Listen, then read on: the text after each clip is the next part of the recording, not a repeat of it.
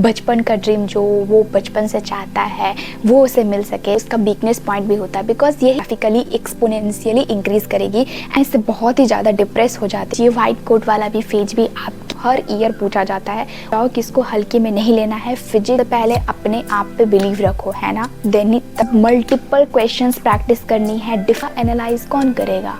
मैं नहीं ना। You have to pay of.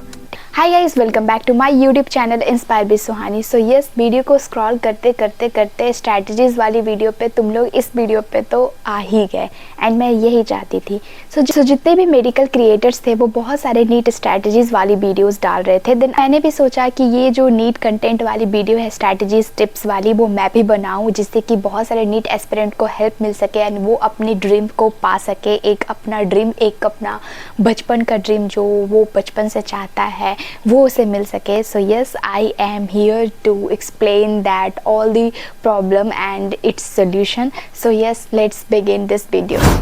What is the topic? Topic is nothing. It is a subject strategies वाली video in which I am saying that how you can increase your marks if your marks are stuck between the 80 or 100 in your physics. Yes, I am talking about physics subject strategies. And yes, hey everyone, this is Suhani Rani, a second year MBBS professional student. And yes, in this video I am going to share the subject strategies of physics in which you can increase your marks from 80 या 100. अगर उसमें आपके stuck कर रहे हैं तो आप उसे बहुत अच्छे तरीके से मार्क्स को इम्प्रूव कर सकते हो। And yes, you can do it because सब कोई कर रहा था, तुम लोग भी कर सकते हो, तो डरने की ज़रूरत नहीं है।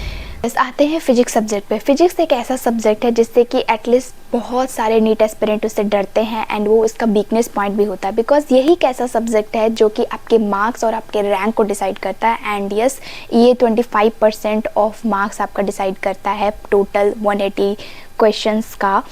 तो यस, 50% तो बायोलॉजी सेक्शंस आपको लेती है एंड 25 जो है वो फिजिक्स और केमिस्ट्री लेती है। तो दोनों का वेटेज बहुत ही ज़्यादा है। एटलीस्ट श्योर मैं कह सकती हूँ कि सब सब्जेक्ट का जो वेटेज है वो अपने अकॉर्डिंग बहुत ही सही है, तो सब पे मैनेज करना है।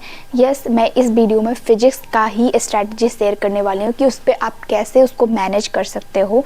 सो यस, इसको कंटिन्यू करते हैं। एस्पिरेंट है जिनका फिजिक्स में मार्क्स बहुत ही अच्छा तरीके से इम्प्रूव हो रहा है, चल रहा है, देन उसको ये वीडियोस देखने की ज़रूरत नहीं है, you can skip it. So maximum लोग को फिजिक्स में ही डिफ़िकल्ट होती है तो वो इस वीडियो को देख सकते हैं एंड मेक इंश्योर, मेरा बिलीव करो कि ये वीडियो देखने के बाद आई डेफिनेटली एश्योर दैट कि आपके मार्क्स फिजिक्स में बहुत ही ज़्यादा ग्राफिकली एक्सपोनेंशियली इंक्रीज करेगी।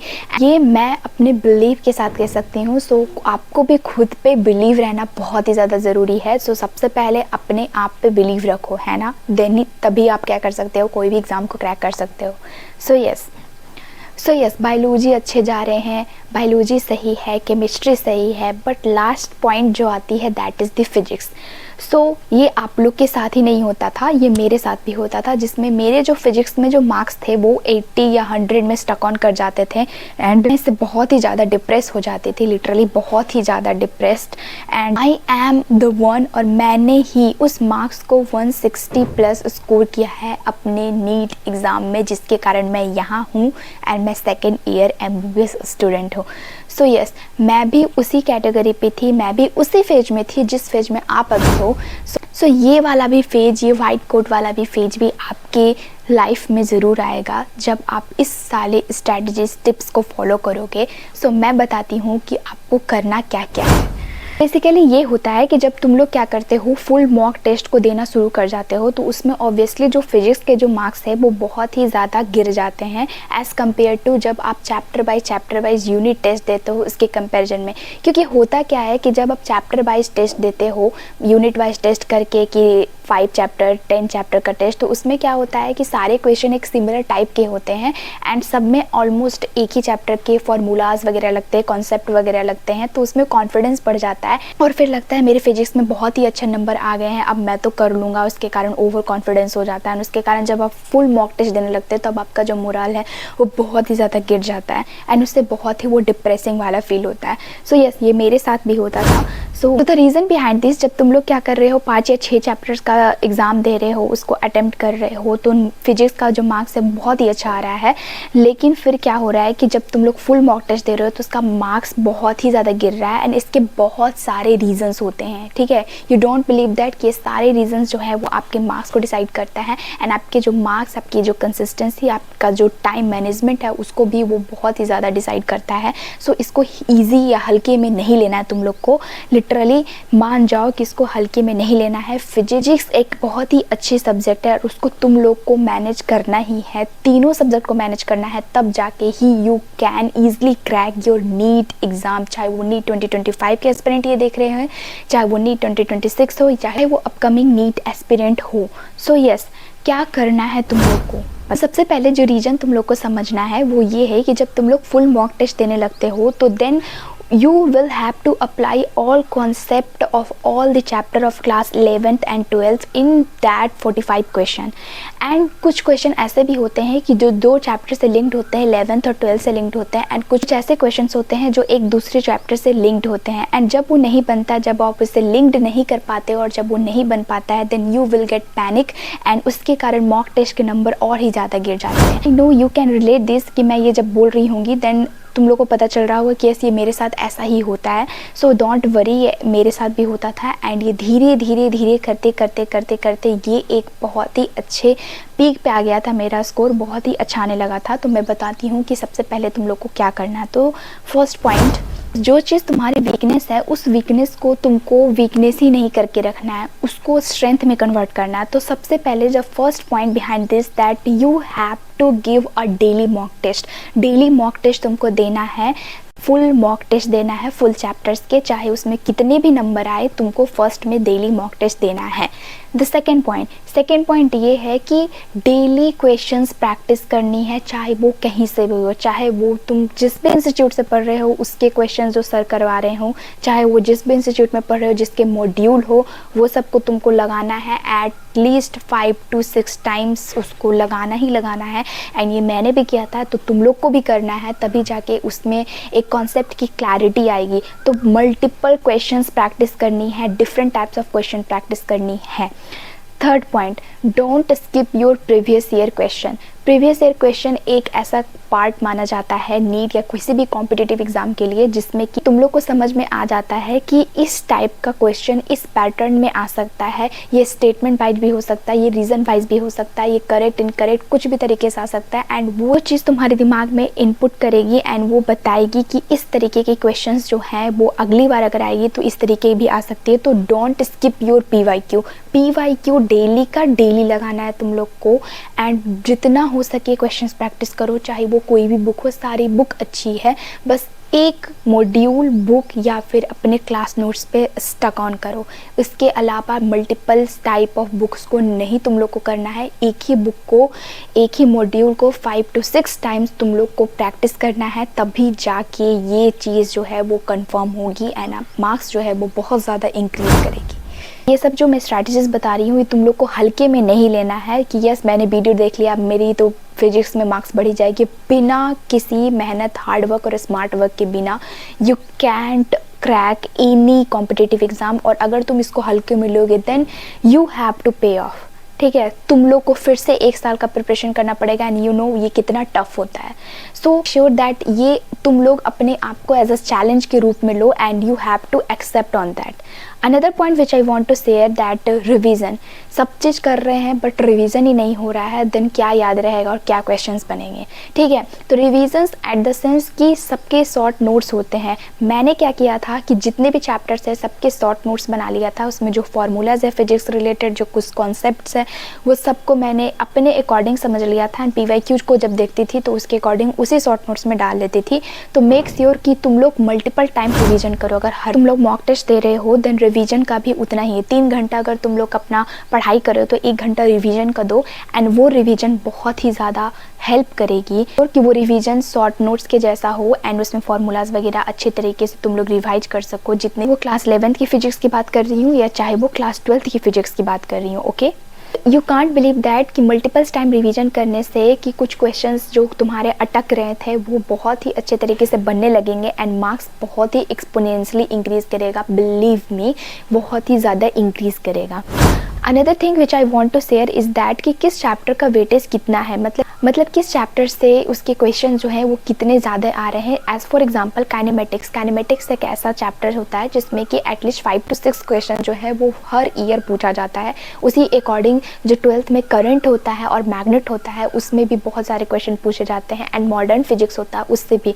देन वो कैसे पता चलेगा, तो वो जो PYQ के जो फर्स्ट पेज होता है उसमें जो चैप्टर्स वेटेज का देखोगे कि किस चैप्टर से कितने क्वेश्चन आ रहे हैं वो तुम लोग को फिर एनालाइज हो जाएगा। देन यू कैन एश्योर कि मेरा जो ये वीकनेस पॉइंट है उसको तुम लोग पहले कर सकते हो एंड फिर वो बहुत ही हेल्प करेगी। Weightage is more important thing. So basically क्या होता है कि तुम लोग को क्या लगता है कि जो मेरा इजी टॉपिक है, जो मेरा स्ट्रेंथ है उसी को तुम लोग पकड़े रहते हैं और जो वीक टॉपिक है उसको छोड़ देते हो, जिसके कारण वो मार्क्स कभी इंक्रीज़ नहीं होगा। जो तुम्हारा स्ट्रेंथ टॉपिक है, एज़ फॉर एग्जांपल कोई भी चैप्टर्स मान लो वो तुम्हारा स्ट्रेंथ है, वो हमेशा उससे क्वेश्चन बन जाता है, देन उसमें बार बार उसमें जाने की ज़रूरत नहीं है। जो तुम्हारा वीकनेस और अभी टाइम है, देन सबसे पहले उस चैप्टर्स पे ध्यान दो तुम लोग। देन उसके बाद क्या होगा, उसमें जितने भी टाइप ऑफ क्वेश्चन है उसके PYQ लगाओ एंड उसके मॉक टेस्ट दो, उसमें किस तरीके से क्वेश्चंस आते हैं उसको एनालाइज करो, इंटरप्रेट करो, देन वो बहुत ही हेल्प करेगी। ठीक है। सो यस, चैप्टर वेटेज मैं इसलिए बोल रही हूँ that for example semi conductor से बहुत ही कम क्वेश्चन आते हैं, 1-2 क्वेश्चंस आते हैं एंड अगर तुम उसी पे बहुत ज़्यादा क्वेश्चंस प्रैक्टिस कर रहे हो, बार बार प्रैक्टिस कर रहे हो, देन वो एक टाइम की जो है होगी वो बहुत ही बर्बादी होगी एंड डोंट वांट कि इस लास्ट टाइम में तुम्हारी टाइम की जो है वो प्रीशियस टाइम की बर्बादी हो जाए। सो यस, जो भी लाइट वेटेड चैप्टर्स है उसको मत देखो हर रोज़ देखो, थोड़ा थोड़ा देखो, लेकिन जो मेन कवरेज जो वेटेज वाली जो चैप्टर्स है बस उस पर तुम लोग को फोकस करना है। ओके। अनदर थिंग जो कि हर एक नीट एस्पिरेंट गलती करता है अपने नीट जर्नी में, एंड यस मैं भी करती थी, and the reason behind this कि उनको ये करने का मन ही नहीं करता है, उनको अपना सेल्फ एनालाइज करने का मन ही नहीं करता है, क्योंकि वो डर जाएंगे कि यस मेरे से तो कुछ आ ही नहीं रहा था तो मैं क्यों ही करूँ। ठीक है। वो ये है कि मॉक टेस्ट दे रहे हो तो उसके बाद उसका एनालाइज कौन करेगा? मैं नहीं ना, वो तुम लोग को ही करना है। तो सबसे पहले मॉक टेस्ट देने के बाद जो भी क्वेश्चंस गलत हो रहे हैं उसका, तो मैं जितने सारे स्ट्रैटेजीज वाली वीडियोस लाई उसमें मैं यही बोली हूँ कि एक अपना नोट्स बनाओ, उसमें जो भी क्वेश्चंस गलत हो रहे हैं उसमें लिखो and try to make that wrong question with your own, मतलब खुद से बनाने की कोशिश करो। ठीक है। इन्हें कि उसका सबसे पहले सॉल्यूशंस देख लिया एंड यस ये ऐसे बन गया था, ठीक है बन गया, क्योंकि उस टाइम लग रहा है कि ये क्वेश्चन ईजी था, ऐसे बन रहा था, लेकिन दैट क्वेश्चन वो फिर से जब रिपीट होगी देन उस टाइम खुद याद नहीं आएगा, क्योंकि वो हाथ से तुमने खुद से नहीं उसे बनाया था। ठीक है। तो माइंड में तुमने थोड़ा सा भी जोर नहीं दिया था।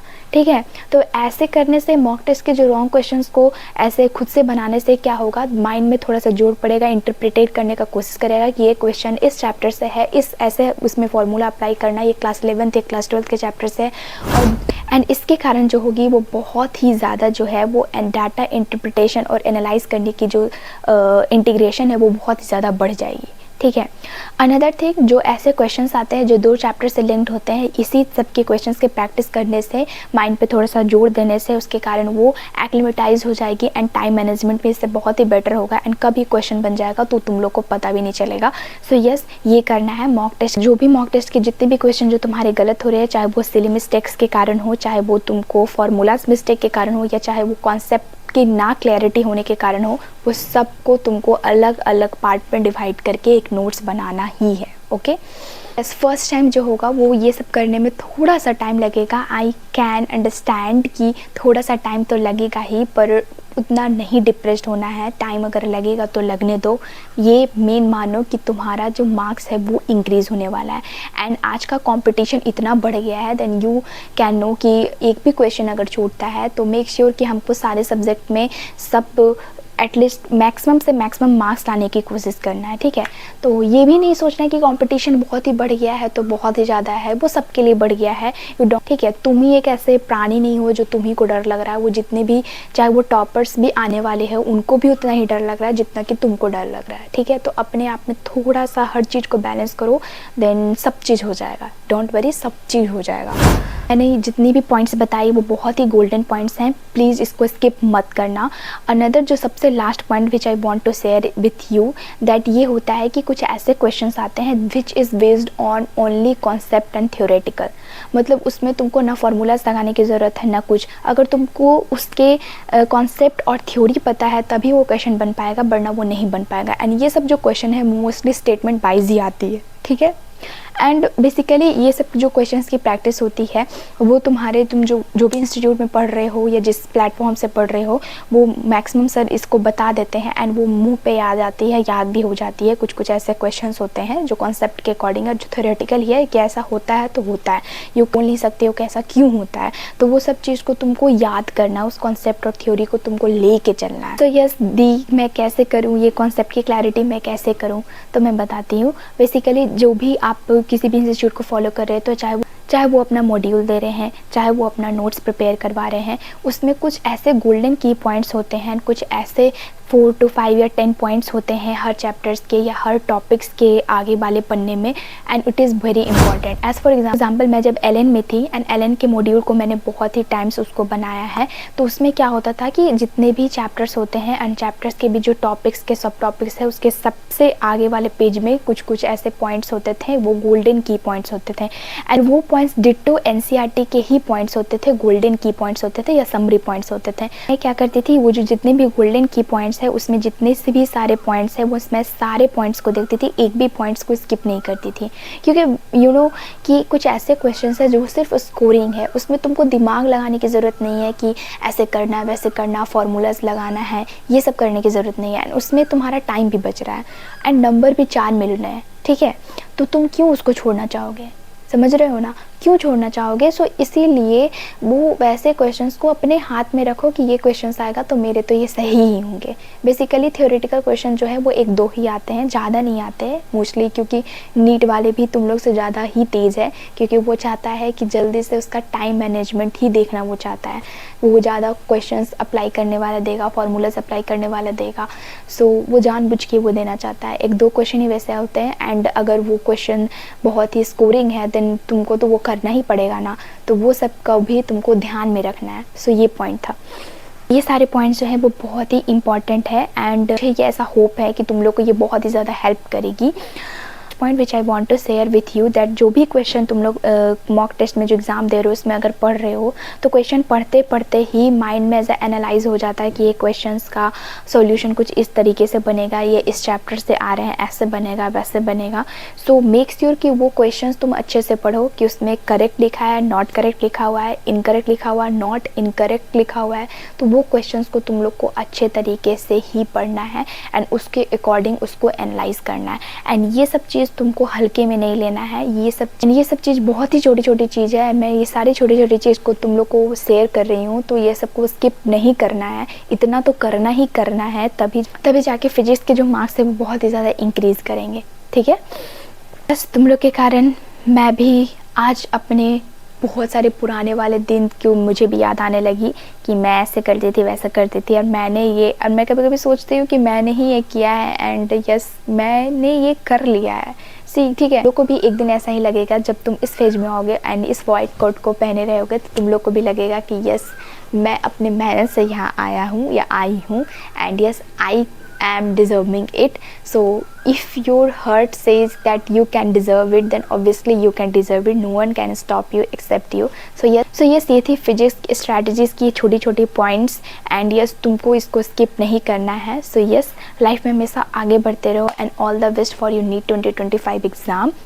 ये वीडियो से तुम लोग को अगर थोड़ी सी भी हिम्मत मिल रही हो एंड अगर वो मार्क्स इंप्रूव करने का हेल्प मिल रहा होगा तो प्लीज़ मेरे चैनल को लाइक कमेंट एंड सब्सक्राइब करना ना भूलना। सो मिलती हूँ एक नेक्स्ट स्ट्रैटेजीज़ वाली वीडियो में, तब तक के लिए like comment and subscribe to my YouTube channel, ठीक है। Bye bye.